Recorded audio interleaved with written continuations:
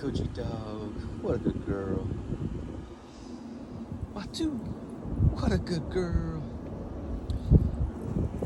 It's going to be lavender cutting day today. I've got 36 starts right there.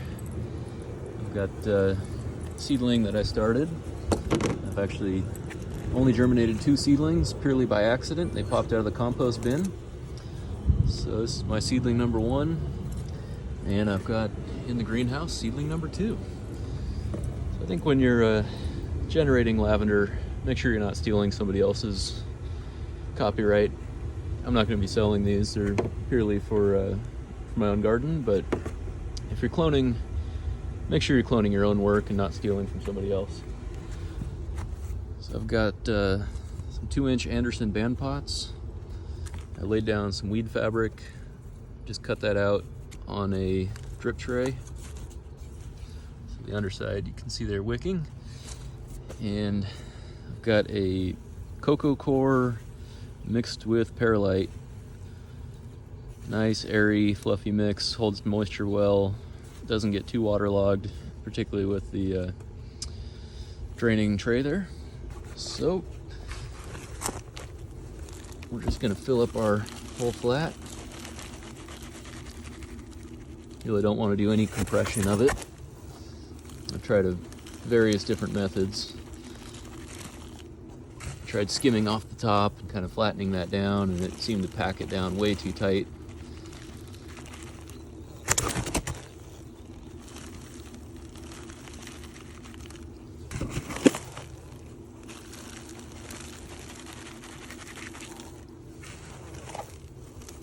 I simply do a top off, and then I shake everything loose. Everything that falls off is the overburden. You can't even tell it's in there.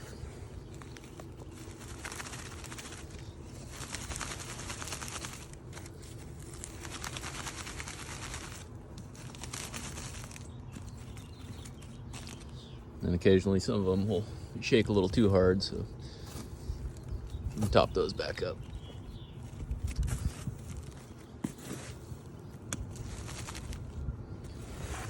Okay, so just like that.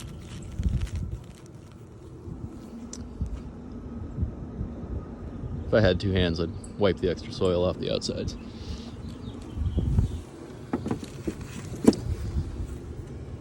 Move your tea so it doesn't get waterlogged. And real gently, just gonna hydrate these, and really ultimately I'm gonna saturate them. These ones over here are actually sitting in a puddle of water, so they're bottom feeding right now.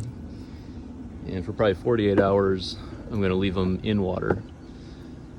Lavender naturally doesn't like water, but with a greenwood cutting in full sun exposure, these rootings or these cuttings would dry out if they're not 100% saturated. So for the first 48 hours or so, that water will allow them to drink. It'll start to kind of, break down the cells a little bit through osmosis. They'll absorb it. But if this water wasn't here, they'd probably dry out within the minute, within the hour maybe.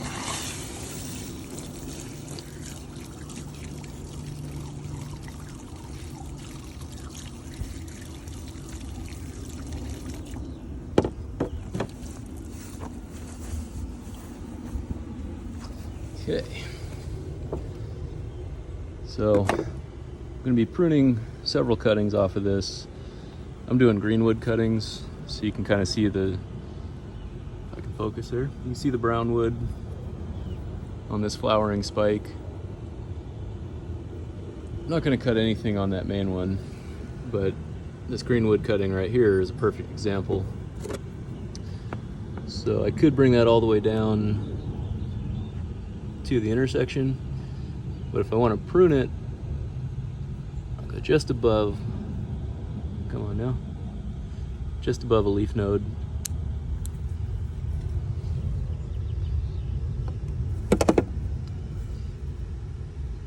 And you can break your leaves off just a little bit, get some soil exposure there. You can either do this by hand or use the leading edge of your blade. So that is a start. What I'm going to do is actually nip this just above, I don't know why my phone won't focus today, just above the next node.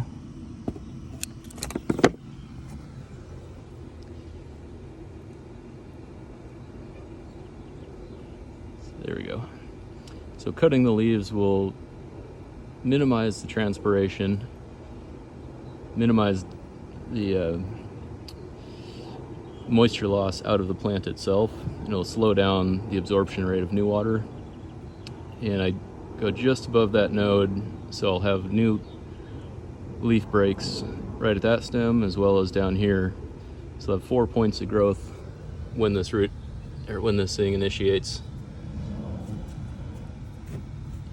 Come on, phone.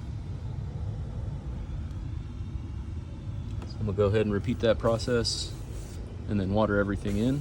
I'm gonna take a break and I'll come back to you. All right, so I had to start getting a lot deeper into some of the flowering parts than I had expected.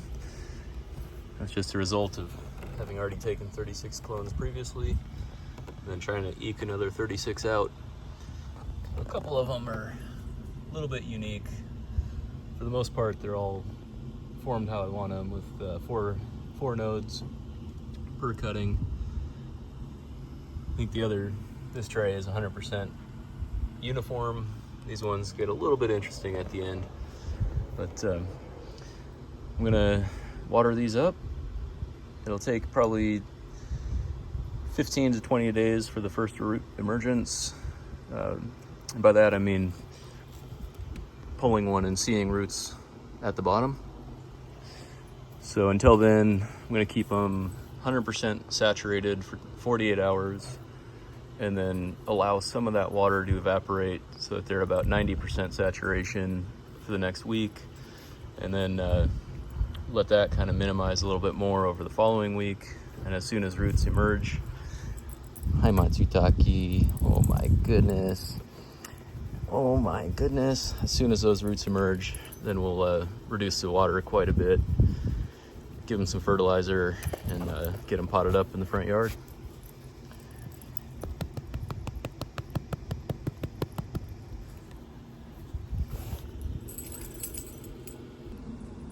Here we are at the end of the day.